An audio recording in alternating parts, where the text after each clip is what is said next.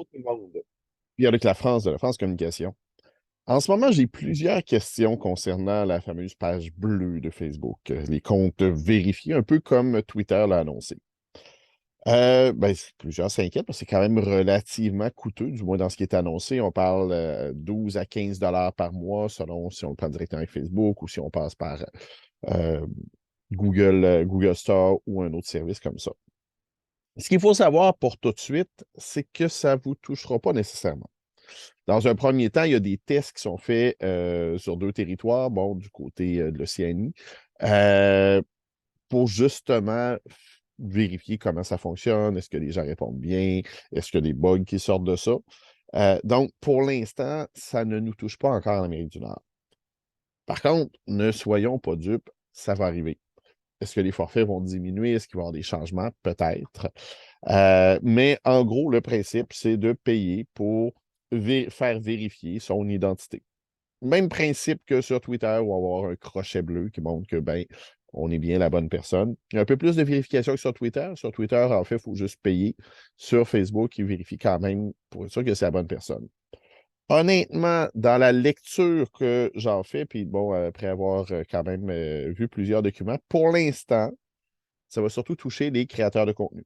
Ça va toucher ce qu'on appelle nos fameux influenceurs.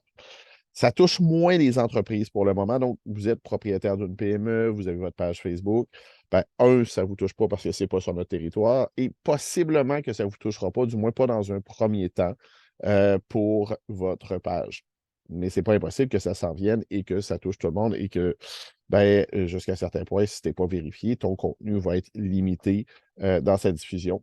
Honnêtement, c'est encore un peu nébuleux dans l'application. C'est encore un peu nébuleux là, dans les conséquences exactes, du moins sur du moyen long terme, parce que pour tout de suite, ça ne nous touche pas.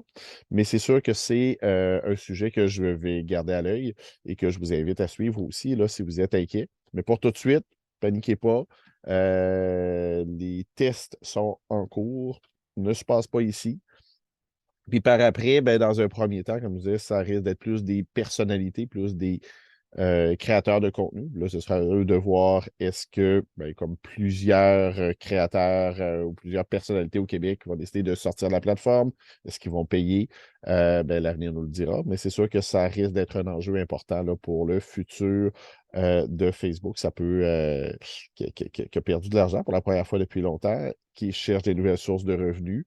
Est-ce que, bon, au moins, ils n'ont pas été chercher dans les poches du public, mais maintenant, il y a une limite à ce que les entreprises vont être prêtes à payer, qui payent déjà pour de la pub qui est moins efficace qu'elle l'était avant. Donc, on suivra ça de près.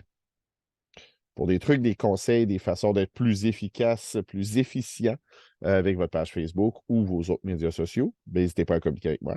Pierre-Luc Lafrance de la France Communication.